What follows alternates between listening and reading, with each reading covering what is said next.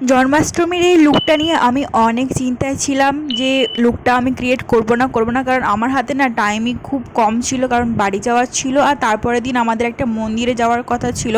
তো ওই দিন আমাকে ক্রিয়েট করতে হতো লুকটা, আর বৃষ্টিও হচ্ছিল। তো ভাবছিলাম যে অনেকটা লাইট কম থাকবে, আর লাইট কম থাকলে তো জানোই তোমরা সবাই যে ভিডিও ভালো আসে না, তো সেটাই আমি চিন্তাতে ছিলাম। বাট ফাইনালি আমি এই লুকটা হলাম ক্রিয়েট করেই নিই, যেমন হোক যাই হোক ভাবে। আর এই আজকের যে লুকটা ক্রিয়েট করেছি তোমাদের সঙ্গে যে ফটো এবং ভিডিওগুলো শেয়ার করলাম, ওইগুলো কিন্তু আমার বাবা আমাকে করে দিয়েছে, তার জন্য আজকের ভিডিওটা অনেক অনেক বেশি স্পেশাল। তো জন্মাষ্টমী এই লুকটা তোমাদের মানে কীভাবে ক্রিয়েট করলাম আজকে তোমাদের সঙ্গে ডিটেলসে সমস্ত কিছু শেয়ার করব।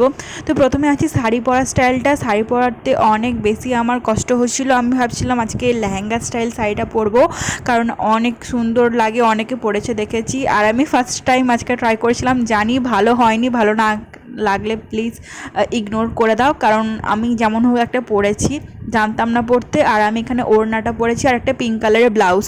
আর এই লুকটা ক্রিয়েট করার কথা যখন মাথায় ভাবছিলাম, তখন আমি ইনস্টাগ্রামে একটা পোস্ট দেখতে পাই, তামান্না ভাটিয়ার এই রাধা রানীর লুকটা অনেক বেশি ট্রেন্ডিং আর ভাইরাল হচ্ছিল, কারণ অনেক সুন্দর লাগছিল ওনাকে।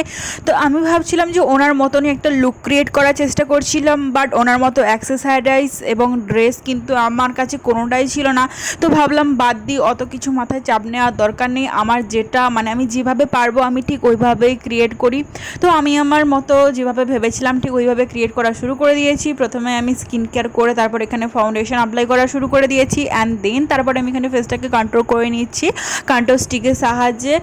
কন্ট্রোল স্টিক না, সরি, এটা হচ্ছে সুইস বিউটির এই প্যালেটটার সাহায্যে। এর মধ্যে তোমরা সব কিছুই পেয়ে যাবে, কনসিলার, কন্ট্রোর, ফাউন্ডেশন এবং আরও অনেক কিছু। তোমরা চাইলে এই প্যালেটটা পারচেস করে নিতে পারো। এরপর আমি এখানে আইব্রোটা কমপ্লিট করে নিচ্ছি। আর এই মেকআপ লুকটা ক্রিয়েট করার সময় আমার সবথেকে বড় প্রবলেম হয়েছিল যে আমি প্রথমে আমার হাতে অ্যাক্রেলিক কালার দিয়ে আমি ডিজাইন করে নিয়েছিলাম আলতার মতো করে, বাট যখন আমি ফাউন্ডেশন অ্যাপ্লাই করতে যাই তখন ওই অ্যাক্রেলিক কালারটাকে আমাকে ধুয়ে ফেলতে হয়, নাহলে পুরো মুখটাই আমার পুরো লাল লাল হয়ে যেত।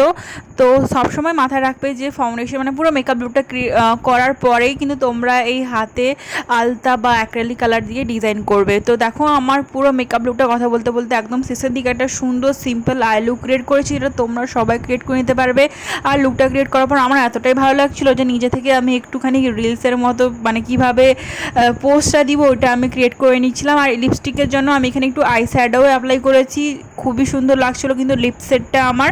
আর আমার কাছে না কোনো হেয়ার কার্লিং মেশিন নেই, বা আমি কোনো ধরনের হেয়ার কার্লিং ইউজ করতে চাইছি না, মানে চাই না, করি না অ্যাকচুয়ালি, কারণ আমার চুলে অনেক পরিমাণে ড্যামেজ হয়ে যাবে আমি জানি, তার জন্য আমি এগুলো অনেকটাই ইগনোর করি, মানে আমি এগুলো ইউজ করি না। তোমরা আশা করি দেখবে আমার ভিডিওতে আমি কোনো ধরনের হেয়ার হিট মানে যেটা আমার চুলকে ড্যামেজ করবে ওই ধরনের কোনো প্রোডাক্ট আমি ইউজ করি না। আর আমার এখানে চুলটা ভেজা ভেজা ছিল, কারণ একটু আগেই আমি চুলে শ্যাম্পু করে এসেছি, তো চুলটা তাই ভেজা ভেজা ছিল। তো চুলটা আমি জানি আজকে আমার চুলের অবস্থা অনেকটাই খারাপ হতে যাচ্ছে, চুলটা না চিরুনি করেই কিন্তু আমি এখন বেনুনি করতে যাচ্ছিলাম। দেখতে পাচ্ছ চুলটা একদম টেনে টুনে। আর আমার কাছে না টাইমটা অনেকই কম ছিল, মানে সন্ধে হয়ে এসেছিলো, প্রায় 2 ঘন্টার মধ্যে আমাকে সব কিছু করতে হয়েছিল। তো একদিকে মাথায় চিন্তা ছিল যে সন্ধ্যা হয়ে আসছিলো, কীভাবে ভিডিওটা শ্যুট করবো, বাইরে যদি লাইটটা কমে আসে তাহলে ভালোই লাগবে না, আমার একটু বাইরে শ্যুট করার প্ল্যান ছিল। দেখতে পেলে ভিডিওর ফার্স্টে ওই রকম ধরনের ছোট্ট একটু ক্লিপ নেওয়ার ইচ্ছা ছিল, একটু রিলস করার ইচ্ছা ছিল, তাড়াতাড়ি করার চেষ্টা করছিলাম, বাট যতই তাড়াতাড়ি করার চেষ্টা করছিলাম না আমার সবসময় মানে আরও দেরি হয়ে যায়। এইরকম কার কার সঙ্গে হয় কমেন্ট করে জানিও। আর এই দেখো পদ্ম ফুলটা, এই পদ্ম ফুলটা আমি প্রায় 3-4 দিন আগে থেকে কিনে রেখেছিলাম, ভাবছিলাম যে কোনো একটা হেয়ার স্টাইল ভিডিও করব, বাট আমার ভগবান মনে লিখে রেখেছিলেন যে জন্মাষ্টমী দিনে এই হেয়ার স্টাইলটা করবো বলে এটা রেখেছিলেন। তো এটা আমি ফ্রিজে রেখেছিলাম পদ্ম ফুলটা দেখো খুবই সুন্দর লাগছে পদ্ম ফুলটা দেওয়ার পর চুলে। আর আমার কাছে এই হেয়ার অ্যাক্সেসরিজটা ছিল, আর সৌভাগ্যবশত আমি এটা আমার বাবার বাড়িতে নিয়ে এসেছিলাম, আর এটা দেওয়ার পর লুকটা আরও বেশি ইনহ্যান্স করছিল, খুবই সুন্দর লাগছিল। আর আমার কাছে যেহেতু টাইম কম ছিল আমি একটু সুন্দরভাবে কলকা আঁকার চেষ্টা করছিলাম, বাট সুন্দরভাবে আমি পারিনি, তো আমি তাড়াহুড়োর মধ্যে করেছি।